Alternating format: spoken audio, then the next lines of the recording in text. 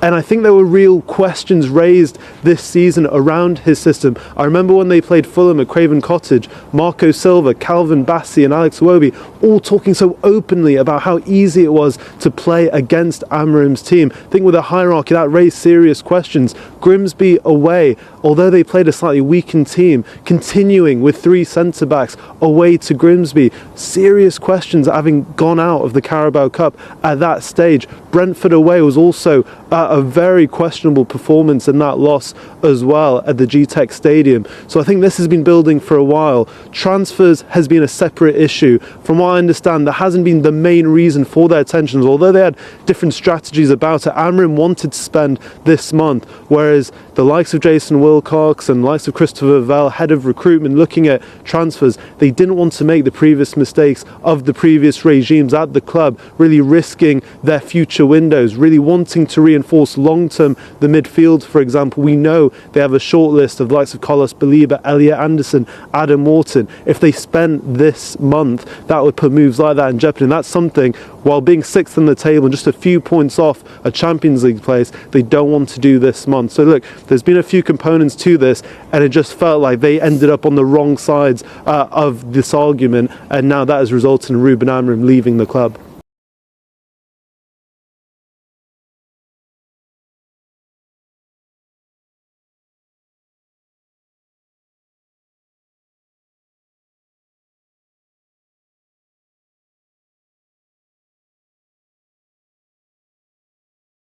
Surprised he's gone, and it's a little bit late in the day for me, but at least it's here. Get Maresca in, interim for the rest of the season. What? Maresca? Maresca. I'll take him straight away. Interim? Yeah, straight away. You're living in Cuckoo Land?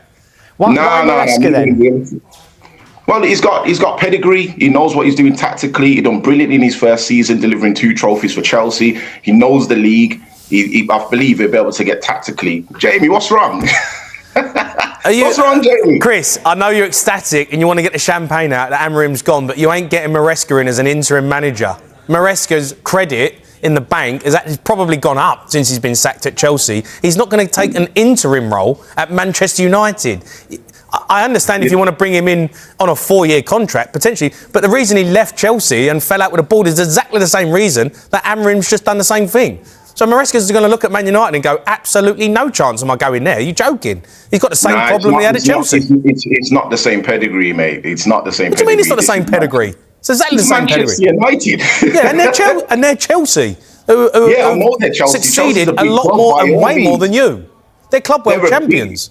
Chelsea are a big club. Don't get it twisted. However, we are Manchester United. We're one of the biggest pedigree clubs in the entire world. Mate, come on. You know it's true, Jamie. Come on, mate. What are you on Even about? without winning any trophies, we've been able to sign players that most clubs would even dream of. We signed Pogba, Ibrahimovic without any European competition at all a few years back. We're actually a massive club.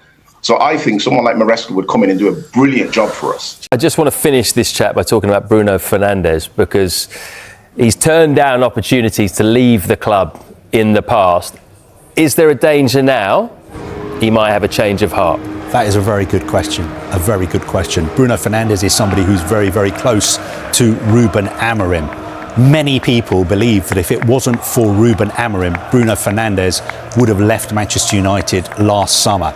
Bruno Fernandes himself has come out in an interview in Portugal a couple of weeks ago and said that he felt that Manchester United were happy, would have been happy for him to leave in the summer. And he felt that he was a bit hurt by that. Ruben Amorim said to him, I want you to stay. You have to stay. You are a very, very important player for me. Even though he's been injured recently, Ruben Amorim has been talking about the fact that he's always on the training ground, helping out, observing, training. So if I was a United supporter, I would be worried about the long-term future of Bruno Fernandes. I'm not sitting here and saying they're going to sell him this January, he's going to go to Saudi Arabia. Not at all. I'm not saying that. But everybody knows what his contractual situation is. Everybody knows about the interest from clubs, not just in Saudi Arabia, but across Europe as well. And everybody knows how close he was to Ruben Amorim. So very interesting to see what kind of response, if any, we get from Bruno Fernandes on social media today. What is your reaction to this, Adam? Did you expect it this morning? Yes, I'm going to be completely honest. You cannot go against the board the way that Ruben Amorim did and question everything that they are doing and what their processes are, who's doing what role, who should be doing what job. Like Ruben said in that press conference, I think everybody looked at that and everyone's reaction to it straight away was he's just signed his resignation letter right there. You can't do that against the boards. Maresca literally just did the same thing with Chelsea. As soon as you mention anything above you, board level, or come to the media and do that, then that's pretty much it. I think this was on the wall. Do you think he knew, he's looked at the Maresca situation, he's looked at the Nuno situation and has thought, you know what, I've had enough of this. And you know, if you, as a manager, if you kind of do want the sack and you've had enough of what you're doing and where you are, you go against the board and inevitably, you know, straight away they're going to make a decision. And they've done that straight away. I think he wanted the sack. You know what? I would normally argue against you, Jamie, on that because I've defended Ruben quite a bit, but this is so out of character. You're probably right in a way because he never, ever does anything like he has done in these last few press conferences. Something definitely happened behind the scenes, and we've seen it the last few, him walking off, for instance.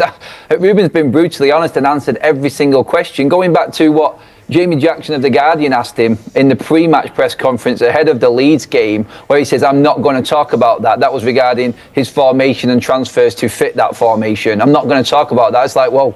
And Jamie Jackson came back at him and said, literally, that's not like you, Ruben, to not answer. So straight away, the warning sign was there.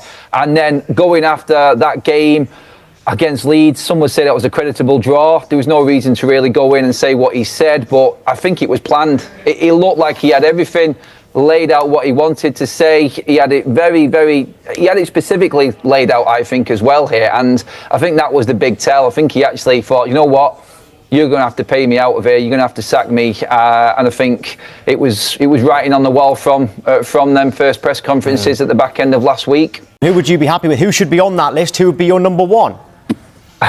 Wow, when you look at it, you look at the obvious. You've got Oliver Glasner from Crystal Palace, although Ineos might want to try and bring an interim in and save money until the end of the season when he's out of contract. Glasgow, he won't cost a lot, will he? He won't cost a lot if he's in the last 6 months of his contract. Well, this is debate. This is the debate. United fans now will come out and say, well, you need to act like Manchester United now. An interim isn't going to do. You need to go out and get a manager that's the future of this football club. So I get what Jamie's saying there. They're obviously taken aback by this. They probably weren't expecting to have to sack Ruben today. But Darren Fletcher, for the Burnley game, fair enough. Obviously, we just need to react to the news and get someone in to take charge of the game. Past that, you've got Xavi there, you've got Maresca there right now. And them names are not names that Man United fans will be filled with confidence with. Obviously, you've got bigger names out there as well. I mean, who's available? You've got Zidane who's out there. There's Laurent Blanc out there. I'm really struggling to think who comes in right now this season and takes the reins. Obviously, interim-wise, do you go back? They say never go back. You've got Ole, you've got Ruud, you've got Carrick. There's so many different names could be thrown into the hat right now. No, yeah, Man United fans will be upset because, you know, you think, oh, it's another manager, gets the sack, it's turmoil and, you know, turning a page and starting again. Good riddance. He ain't good enough to be the Man United manager. Simple as that. You stuck at him, you stuck with him because you thought we'd give him a chance, you know, and we're going to stick by him and we need to give managers time. He ain't good enough. You've seen it. The stats are there. They don't lie. Man United are nowhere near good enough. They've not been good enough since he's come in. He made the club worse. And he come out with all this spill about how he wanted to play and his philosophy and where we want to take the club and this and that, changing the culture, blah, blah, blah. He ain't good enough. Jamie Carragher got it bang on. There's huge pressure. When you come in, you've got to be a good enough manager. And he's proven that he isn't. I don't even know if it's necessarily about who's next. I think the real debate and question is the long term of, is this ever going to work out? Is that setup ever going to work out? Or are you going to realise several years down the line, we probably need to give some autonomy to an experienced guy, but by that point, is the damage going to already be done? I think that maybe you see a scenario whereby they wait until the summer coming out of the World Cup. There's probably going to be quite a few high-profile managers available. Maybe a Nagelsmann might be available then. Maybe, I know, Ancelotti with Brazil. You never know what's going to happen after then. Pochettino, those names have been linked before. But if I was them, I'd probably stay clear because plenty of managers in the past have come in and sort of ruined their reputation on Manchester United, and now it looks like even if you came in, you're not going to be in full charge as it is. So why would you sign up to those terms? Both of these two parties are completely culpable in what's happened. People sort of pleading for Ruben Amorim that he's some sort of been hard done by and this is really sad on him. No, it's not. He's had a terrible record at Manchester United. And if anything, he's lucky to still be in the job with the level of support that he's had. Conversely, I see his point. If he's been made promises by an incompetent set of people who don't have a clue what they're doing, who have basically come into the football club, backed Eric Ten Hag, then sacked him and wasted money, fought for Daniel Ashworth, then sacked him after a few weeks in the job, and now bring in a guy who you know plays 3-4-3, and then he's now saying, I want more control, and you know that's what he wants, and now you're butting against him, and then try to frame it to United fans like you're sacking him because of results. No, they're not. Manchester United haven't just sacked Ruben Amorim because of results. We're 3 points off the top 4, and we're joint 5th. We're in the run for Europe. They've sacked him because they've promised him things and not delivered upon it. But at the same time, we as fans should not lap up this sort of sentiment that actually, oh, Ruben's really hard done by. Ruben could have been sacked in the summer for losing to Spurs. Ruben could have been sacked for finishing 15th. He was given £200 million in the summer to get a whole new front line. We've got 2 wins in 11 games. So the form is not good. It's just a poor league, and we're not far off where we are in the league, and we're as closer to the 3rd place team as we are to the 15th place team. So I just think it leaves us in a really difficult position. And my biggest situation now is I don't trust Ineos to make positive, correct decisions for the next bit of our football club, because there've been a lot of lies, there've been a lot of PR. Last time we heard from Sir Jim Ratcliffe during the international break, he said, I need to give this manager 3 years.